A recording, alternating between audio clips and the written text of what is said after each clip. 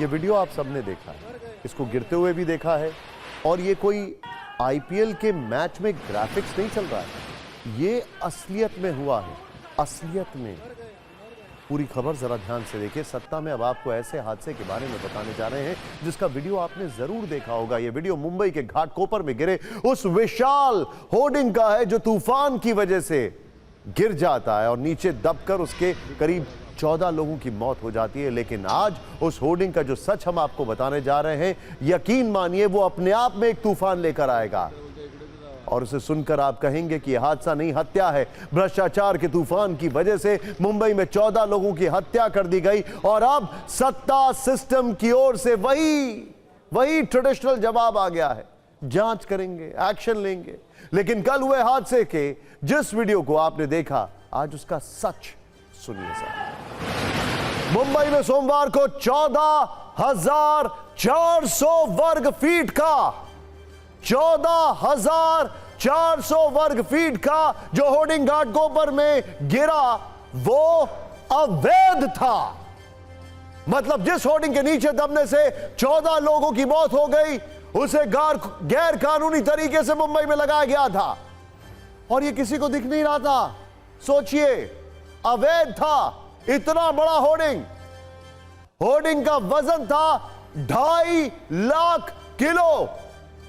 इतने बड़े होर्डिंग को लगाने में कितने लोग लगे होंगे, सोचिए।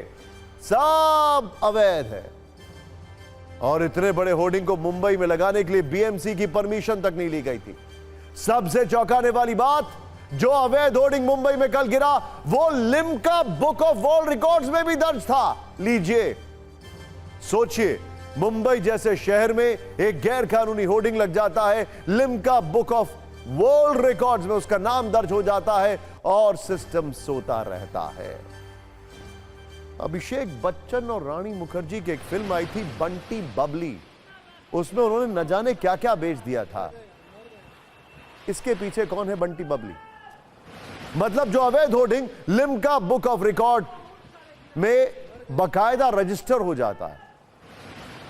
सोचिए जरा, उन्होंने अपने रिकॉर्ड में उसका नाम भी दर्ज कर लिया, लेकिन यहां से गुजरने वाले अफसरों के लिए, बड़े बड़े अधिकारियों के लिए और सिस्टम में बैठे किसी जवाबदेह शख्स के लिए वो होर्डिंग जैसे हिंदी फिल्मों के मिस्टर इंडिया की तरह अदृश्य हो गया, गायब। चलो गौच्छे, अब आपको बताते हैं और समझाते हैं कि जो होर्डिंग कल गिरा वो कितना बड़ा था। ग्रेविटी समझिए इस खबर की, क्योंकि इससे आपको अंदाजा हो जाएगा कि जो लोग उसके नीचे दबे थे उनका क्या हुआ होगा। जैसा हमने आपको बताया, होर्डिंग जो था वो करीब 14,400 वर्ग फीट का था। अब देखिए जरा, बड़ा अच्छा हमारी टीम ने एनालिसिस किया। यानी अगर उसकी तुलना एक बिल्डिंग से की जाए तो करीब करीब उसकी लंबाई किसी 12 मंजिला इमारत की जितनी थी। और सोचिए, जब इतना बड़ा होर्डिंग गिरा होगा तो कितना भयानक मंजर होगा। यह समझाने के लिए हम आपको हादसे के बाद की कुछ तस्वीरें दिखाते हैं, जिसमें आपको वो गाड़ियां नजर आएंगी जिन पर यह भारी भरकम होर्डिंग गिरा और उसके बाद उनका क्या हश्र हुआ। और यह भी सोचिए, जब बड़ी बड़ी गाड़ियों का यह हाल हुआ है तो उन लोगों का क्या हुआ होगा जो यहां खड़े थे, जो इसके नीचे दब गए। इसीलिए असली कातिल होर्डिंग नहीं, बल्कि उसे लगाने वाले। नियम कहता है कि मुंबई में 40 बाई 40 वर्ग फीट का होर्डिंग लगाने की अनुमति है। 40 बाई 40, सोचिए, इससे बड़ा होर्डिंग नहीं लगाया जा सकता। लेकिन जो होर्डिंग गिरा वो 120 बाई 120 वर्ग फीट का था। नियम के अनुसार मुंबई में कोई भी होर्डिंग लगाने की अनुमति बीएमसी से लेना अनिवार्य है, लेकिन जो होर्डिंग गिरा उसके लगाने की परमिशन बीएमसी से नहीं ली गई थी। नियम है कि मुंबई में 2 साल में होर्डिंग का नवीनीकरण करना जरूरी होता है, लेकिन यहां नियम का पालन किया गया था या नहीं, अब तक ऐसी कोई जानकारी सामने नहीं आई है। अब जब अवैध होर्डिंग से हादसा हुआ तो गुनहगारों की तलाश हो रही है। सवाल है कि जिम्मेदार कौन है, तो इसका जवाब भी सुनिए। बीएमसी के मुताबिक ये hoarding state government railway police की जमीन पर लगाया गया था। रेलवे पुलिस कमिश्नर के कल्याण निधि संस्था द्वारा इस जमीन पर रेलवे फ्यूल स्टेशन चल रहा था और इसी जमीन पर ईगो मीडिया प्राइवेट लिमिटेड को 10 वर्षों के लिए होर्डिंग लगाने की मंजूरी दी गई थी। लेकिन कंपनी की ओर से बीएमसी के मानकों की धज्जियां उड़ाते हुए 14,400 वर्ग फीट का होर्डिंग लगा दिया गया। बड़ा तूफान आया था और ये तूफान में ये दृश्य देख सकते हैं। ये तूफान में पेट्रोल पंप है और पेट्रोल पंप के पीछे जो होर्डिंग रहता है वो गिरा हुआ है। 40-50 गाड़ी जो है वो ये सब पिलर के नीचे दबी हुई है। बड़ा सरल सा सवाल है, अब इसका जवाब ढूंढने में तो न जाने कितने साल लग जाएंगे।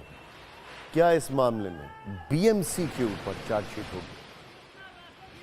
मुंबई में भ्रष्टाचार के तूफान में गिरे इस होर्डिंग पर आज हमने करप्शन वाला एक गोल चक्कर भी तैयार किया है, जिसे देखने के बाद आप यही कहेंगे कि हर बार यही तो होता है।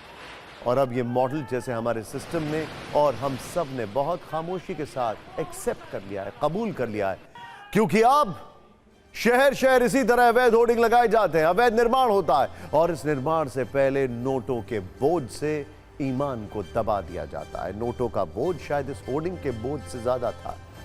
जुबान बंद करवा दी जाती है, अफसरों की आंखों पर नोटों की पट्टी चढ़ा दी जाती है और इसके बाद बिना किसी के डर के अवैध होर्डिंग लगा दिया जाता है, गैर कानूनी इमारतें खड़ी कर दी जाती हैं और फिर यह अवैध निर्माण रोज सिस्टम को मुंह चढ़ाता है। इसके बाद अचानक एक दिन कोई हादसा हो जाता है, जैसे सोमवार को मुंबई में हुआ। फिर करप्शन वाले होर्डिंग, बिल्डिंग या फिर किसी पुल के नीचे लोग दब जाते हैं और उनकी मौत हो जाती है।